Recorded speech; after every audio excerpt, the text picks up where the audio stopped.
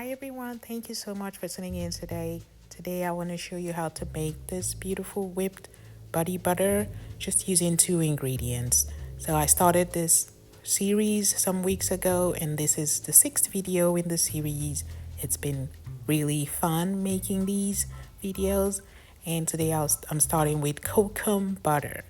Kokum butter is a stiff butter and I have a video that I dedicated to coconut butter on this channel, and I'm pairing coconut butter today with fractionated coconut oil. So it is a clear oil. Fractionated coconut oil is also known as coconut MCT oil. It's clear to light yellow, it's odorless, and it's made up primarily of medium chain triglycerides. So these triglycerides, they are fractionated out of coconut oil, and because of the saturation level of the oil, it's highly stable and resistant to oxidation. That's why you see some companies, they just expect you to use fractionated coconut oil as a carrier oil because it is a very stable oil, and I'll talk more about it as we go on. Here I have Kokum butter, which is a hot butter. As you can see, it's hard to just break it because it is stiff. Many people use it to add stiffness to their creations. It's used for making deodorants. It's also used for lotion bars. Wherever you want your creation to remain stiff, that's where you find coconut butter in action. It is naturally hard and stays hard. So in warmer temperatures, people want to use more of coconut butter to get some degree of stability and texture to their end product. As I usually do on this channel, I go ahead and melt the butter down. I've been making this two ingredient videos, and obviously I have to melt it down, and what I've been doing is setting aside the oils and just topping it up as we go along. You can see that the coconut butter melts almost clear.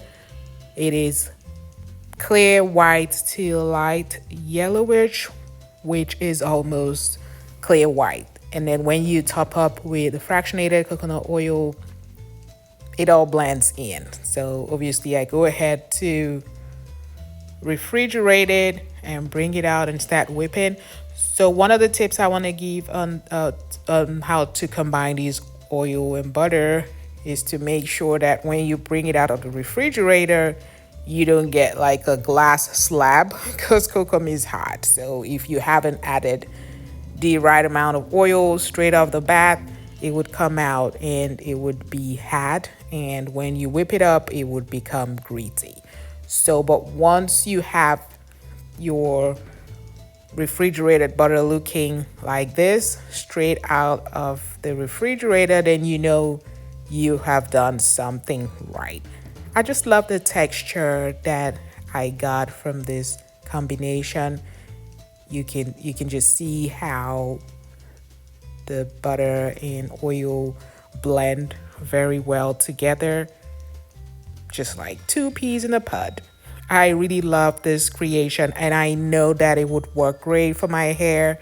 I love using my whipped butters on my hair for twists and twist outs.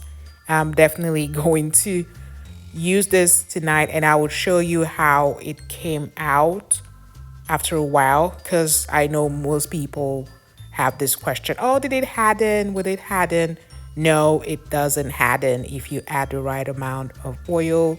So the ratio for this blend is 1 to 1.5. So if you want to blend the oil and this oil and butter, you have to add more oil than the butter so you can get a beautiful texture, because the coconut butter is hot. That's why you need that ratio to make sure that you get a balanced creation.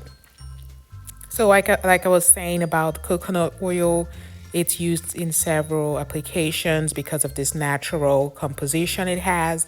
It does have antioxidant properties, and that makes it highly suitable to be used as a carrier oil with essential oils and several DIY personal care recipes out there. So this is how it is looking.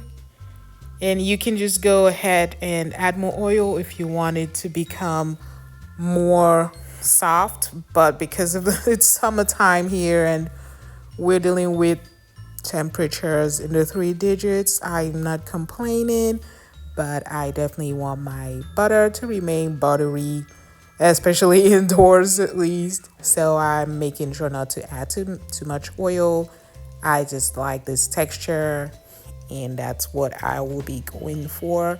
I won't be adding too much oil anymore just because I want it to remain at this texture. So if you stay to the end, you would see where I show the butter after some days, because what I did was just set it aside and I added some essential oil. I added rosemary essential oil and I used it to twist my hair, because I leave my hair mostly in twists, and I like to use butters to make sure that my hair stays nice and moisturized for a long time. My hair loves Kokum butter. So once I just saw how I was looking, I was just so excited because I know my hair would just soak it up.